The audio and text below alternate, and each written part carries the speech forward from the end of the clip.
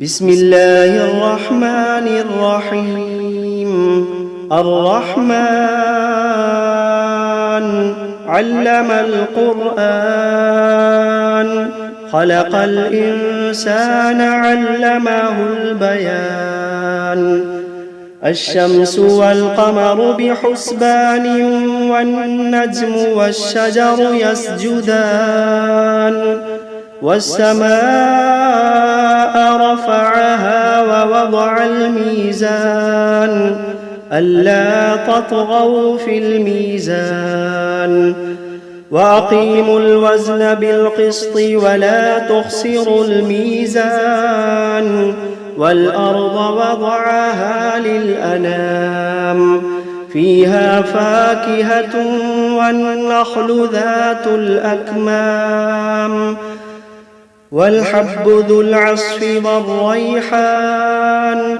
فبأي آلاء ربكما تكذبان؟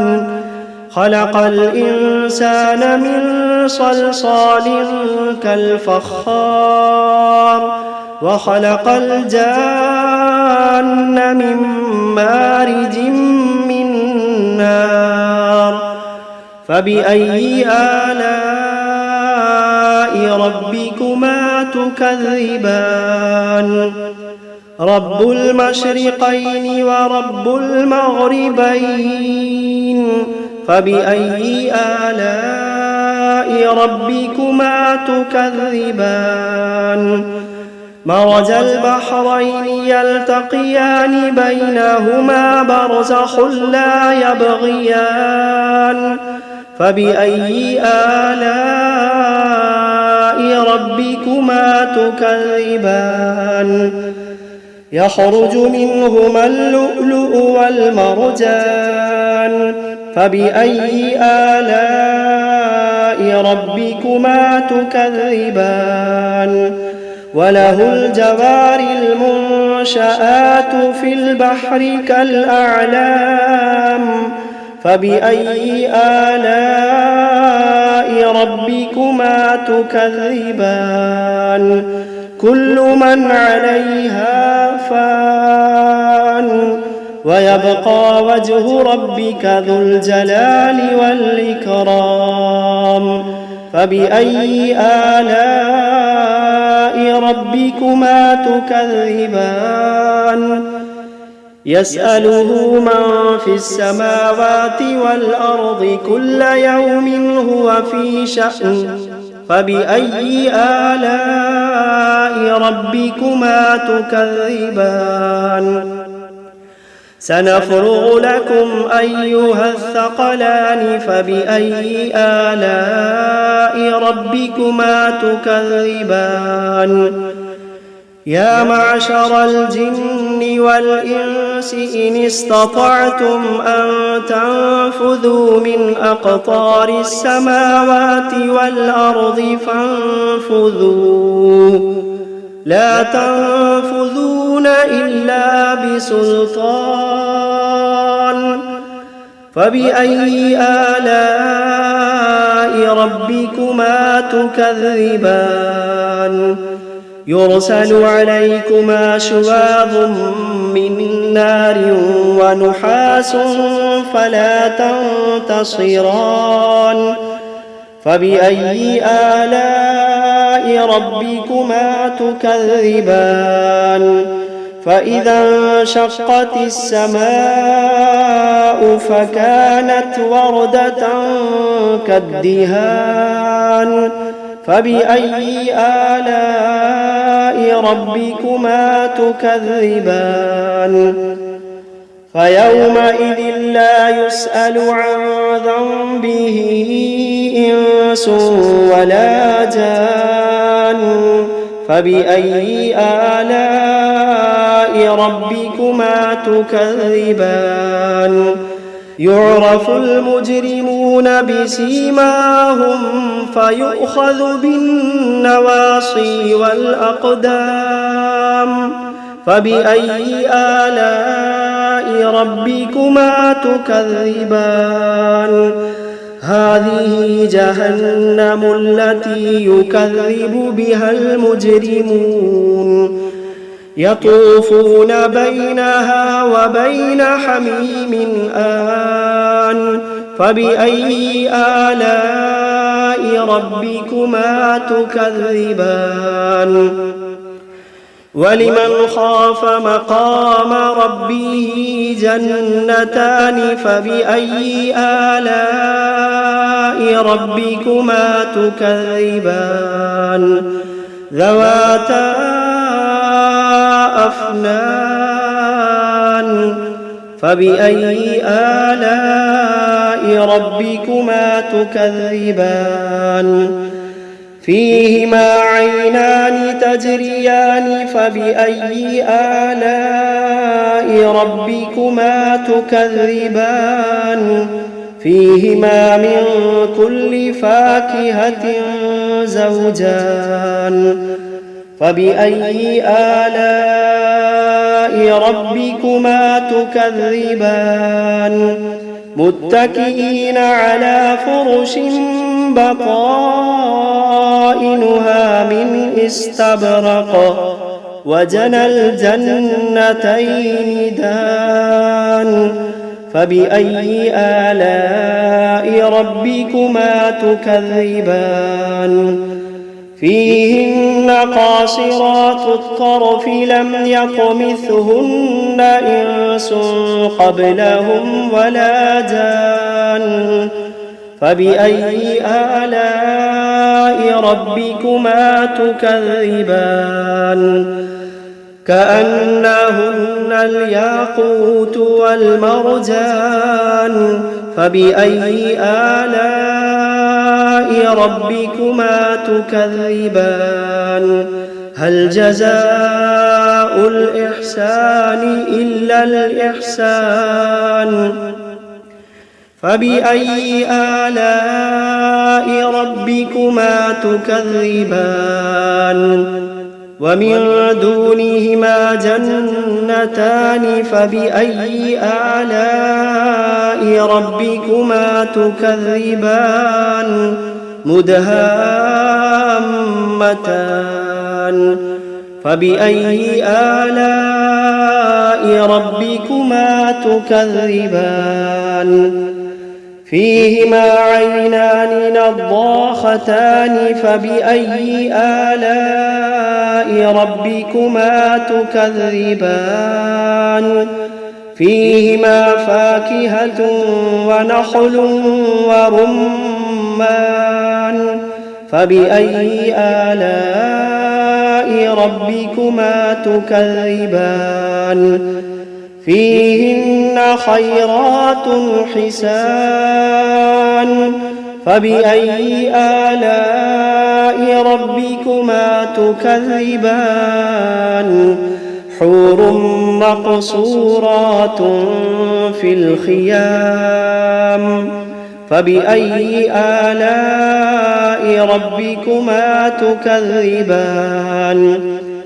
لم يطمثهن إنس قبلهم ولا جان فبأي آلاء ربكما تكذبان متكئين على رفرف خضر وعبقري حسان فبأي آلاء ربكما تكذبان تبارك اسم ربك ذي الجلال والإكرام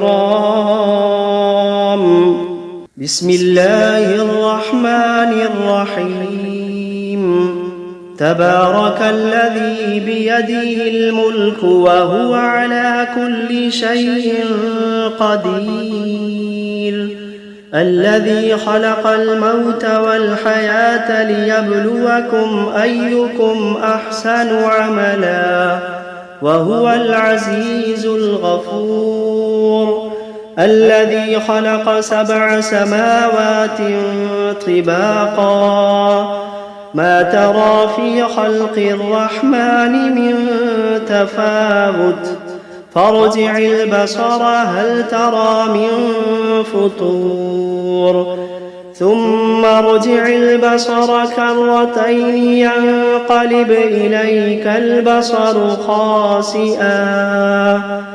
خاسئا وهو حسير ولقد زينا السماء الدنيا بمصابيح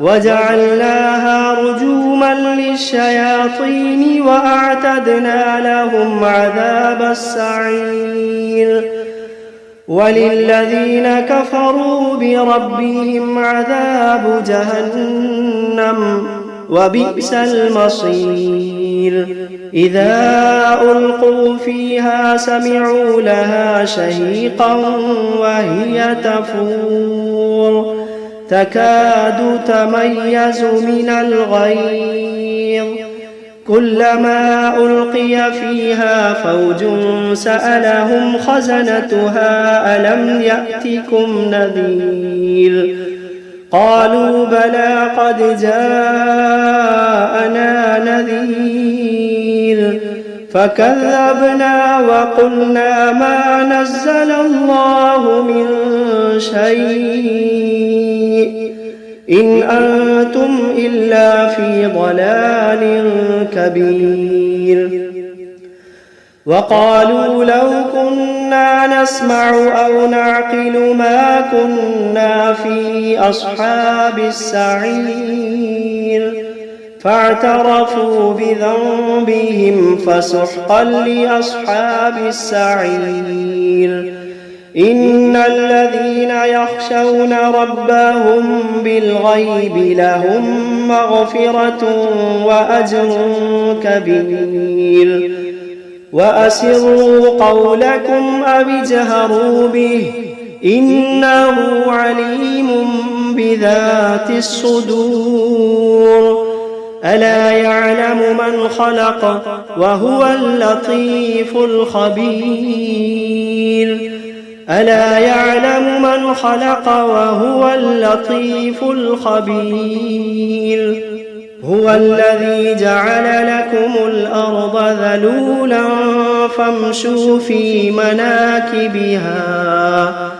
فامشوا في مناكبها وكلوا من رزقه وإليه النشور أأمنتم من في السماء أن يخسف بكم الأرض فإذا هي تمور أم أمنتم من في السماء أن يرسل عليكم حاصبا فستعلمون كيف نذير ولقد كذب الذين من قبلهم فكيف كان نكير أولم يروا إلى الطير فوقهم صافات ويقبضن ما يمسكوهن إلا الرحمن إنه بكل شيء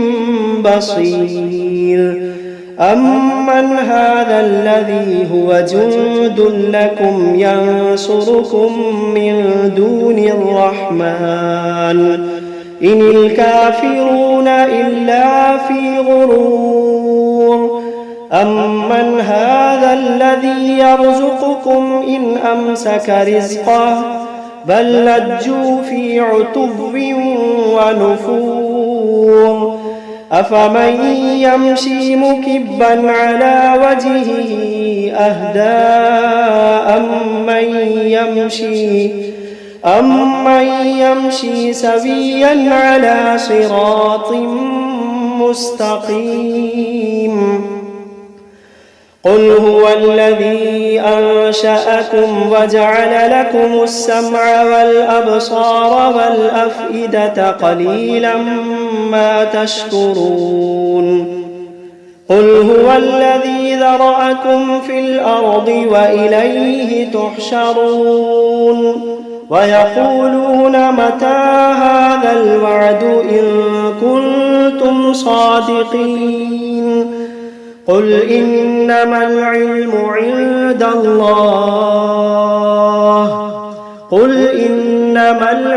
عند الله وإنما أنا نذير مبين فلما رأوه زلفة سيئت وجوه الذين كفروا وقيل هذا الذي كنتم به تدعون قل أرأيتم إن أهلكني الله ومن معي أو رحمنا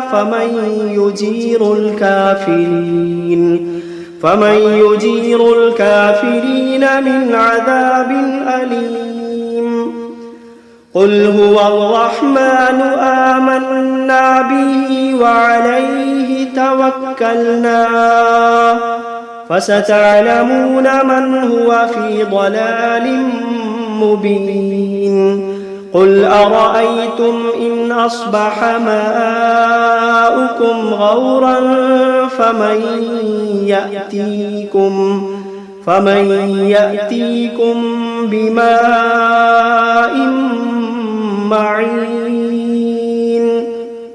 بسم الله الرحمن الرحيم قل أوحي إلي أنه استمع نفر من الجن فقالوا إنا سمعنا قرآنا عجبا يهدي إلى الرشد فآمنا به ولن نشرك بربنا أحدا وأنه تعالى جد ربنا ما اتخذ صاحبة ولا ولدا وأنه كان يقول سفيهنا على الله شططا وأنا ظننا أن لن تقول الإنس والجن على الله كذبا وأنه كان رجال من الإنس يعوذون برجال من الجن فزادوهم رهقا وأنهم ظنوا كما ظننتم أن لن يبعث الله أحدا وأنا لمسنا السماء فوجدناها ملئت حرسا شديدا وشهبا وأنا كنا نقعد منها مقاعد للسمع فمن يستمع الآن يجد له شهابا رصدا وأنا لا ندري أشر أريد بمن في الأرض أم أراد بهم ربهم رشدا وأنا منا الصالحون ومنا دون ذلك كنا طرائق قددا وأنا ظننا أن لن نعجز الله في الأرض ولن نعجزه هربا وأنا لما سمعنا الهدى آمنا به فمن يؤمن بربه فلا يخاف بخسا ولا رهقا وأنا منا المسلمون ومنا القاسطون فمن أسلم فأولئك تحروا رشدا وأما القاسطون فكانوا لجهنم حطبا وأن لو استقاموا على الطريقة لأسقيناهم ماء غدقا لنفتنهم فيه ومن يعرض عن ذكر ربه يسلكه عذابا صعدا وأن المساجد لله فلا تدعوا مع الله أحدا وأنه لما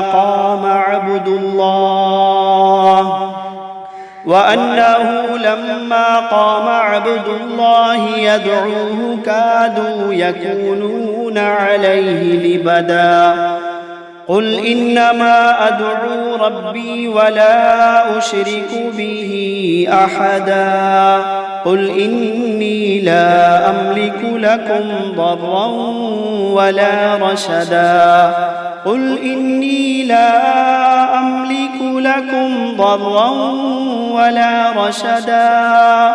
قل إني لن يجيرني من الله أحد.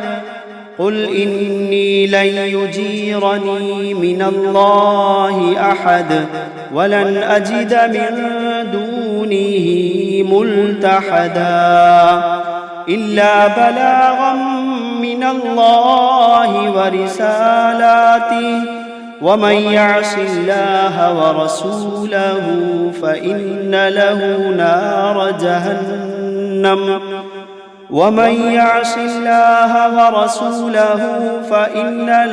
نار جهنم خالدين فيها أبدا حتى إذا رأوا ما يوعدون فسيعلمون من أضعف ناصرا وأقل عددا.